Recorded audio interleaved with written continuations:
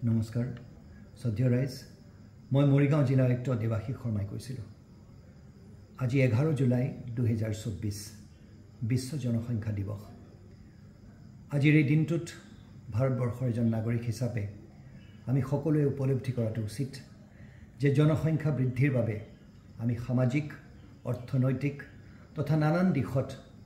আমি পিছ পৰি যাবলগীয়া হৈছে শ্ৰদ্ধেয় ৰাইজ আজিৰ এই গুৰুত্বপূৰ্ণ দিনটোত আহক আমি সকলোৱে মিলি সংকল্পবদ্ধ হওঁ যে আমি পৰিয়াল পৰিকল্পনা আপোন কৰি ল'ম আমি এইষাৰ কথাও বুজা উচিত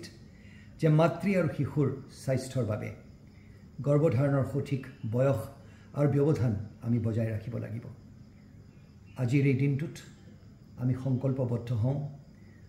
এখন সুখী সুন্দৰ আৰু সমৃদ্ধিশালী ভাৰতবৰ্ষ গঢ়াৰ বাবে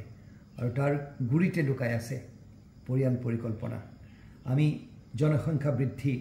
তেনেধৰণে এই ভয়াবহ ৰূপ আমি কেতিয়াও ধাৰণ কৰিবলৈ নিদিওঁ আমি ভাৰতবৰ্ষৰ